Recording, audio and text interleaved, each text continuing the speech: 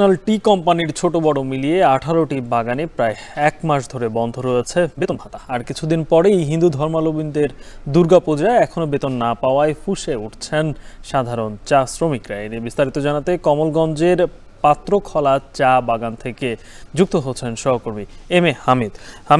শ্রমিকদের বেতন ভাতা বন্ধ নিয়ে শ্রমিকরা কি বলছেন, কবে নাগাদ সমস্যার সমাধান হতে পারে?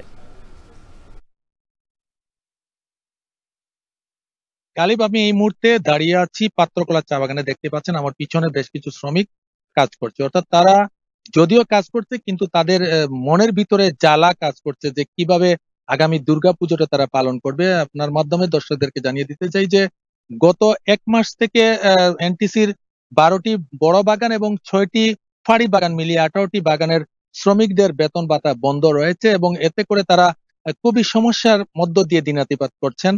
এবং এছাড়াও যে বাবু স্টাফরা রয়েছে তাদের কিন্তু 2 থেকে 3 মাসের বেতন ভাতা বন্ধ রয়েছে। আমি এ বিষয়ে কথা বলেছিলাম এনটিসির ঊর্ধ্বতন কর্তৃপক্ষের সাথে। তারা আমাকে জানিয়েছেন যে সরকার পরিবর্তনের সাথে সাথে তাদের এনটিসির যে দায়িত্বশীলরা ছিল তারাও কিন্তু পরিবর্তন হয়ে গিয়েছে, কেউ সরে গেছে এবং কেউ চলে গেছে। এই অবস্থার মধ্য দিয়ে তারা কিন্তু কোনো সিদ্ধান্ত নিতে পারছেন না। এতে করে এই সমস্যার সৃষ্টি হয়েছে।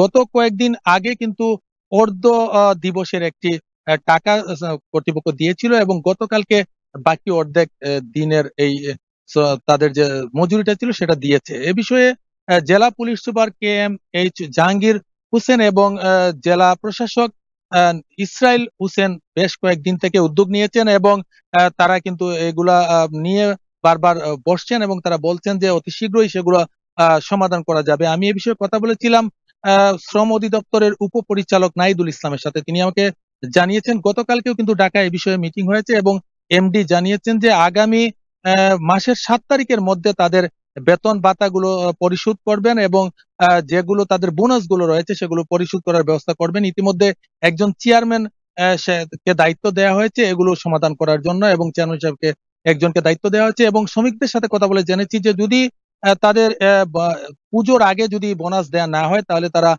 আন্দোলনে যেতে বাধ্য হবেন এবং তারা কাজকর্ম বাদ দিয়ে দিবেন। তারা বলছেন যে রাত্রে তারা যখন খেতে যান তখন বাচ্চাদেরকে শুধু বাদ দিয়ে ভাতের ফ্যানটুকু তারা খেয়ে পরের দিন সকালে কাজে যান। মৌলভীবাজার থেকে যুক্ত ছিলেন সহকর্মী এম এ হামিদ। এখন জনপদে নিচ্ছে আরেকটা বিরতি, ফিরছে একটু পরে।